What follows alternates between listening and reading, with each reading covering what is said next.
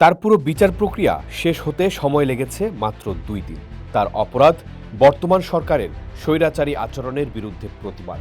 বলছি ইরানের কারাজ শহরের ফারদিস এলাকার বাসিন্দা ২৬ বছর বয়সী যুবক ইরফান সুলতানের কথা।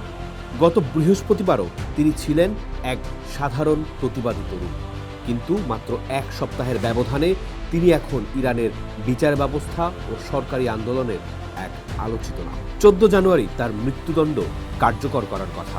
নরওয়ে ভিত্তিক মানবাধিকার সংগঠন হেনগো এবং আন্তর্জাতিক সংবাদ মাধ্যমগুলোর প্রতিবেদন অনুযায়ী ইরফানের এই পুরো বিচার প্রক্রিয়া সম্পন্ন হয়েছে মাত্র ৪৮ ঘণ্টায়।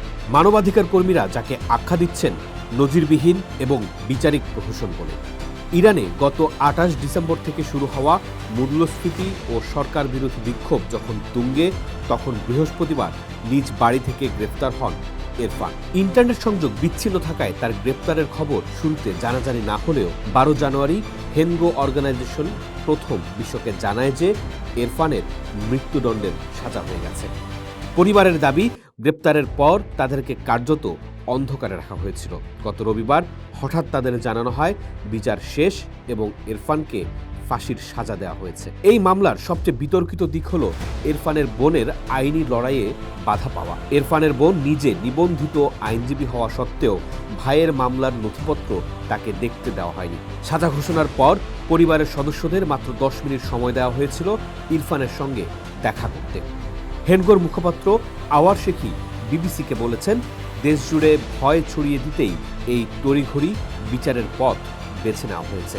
আন্তর্জাতিক আইন বলছে, যে কোনো মৃত্যুদণ্ডের মামলায় আসামিকে আত্মপক্ষ সমর্থনের পর্যাপ্ত সময় ও সুযোগ দিতে হয়। কিন্তু মাত্র ২ দিনে বিচার শেষ করাকে মানবাধিকারের চরম লঙ্ঘন হিসেবে দেখছেন বিশ্লেষকরা।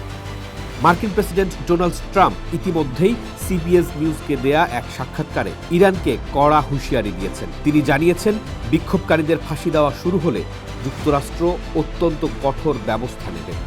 ইরানে গত ২ সপ্তাহের বেশি সময় ধরে চলা এই বিক্ষোভে নিহতের সংখ্যা এখন ২৫০০ ছাড়িয়ে গেছে, যার মধ্যে শিশুও রয়েছে। বিশ্লেষকদের মতে, ইরফানের মতো তরুণদের এভাবে দ্রুত ফাঁসি দেওয়ার ঘটনা আন্দোলনকারীদের দমানোর বদলে সাধারণ মানুষের ক্ষোভকে আরও উস্কে দিতে পারে।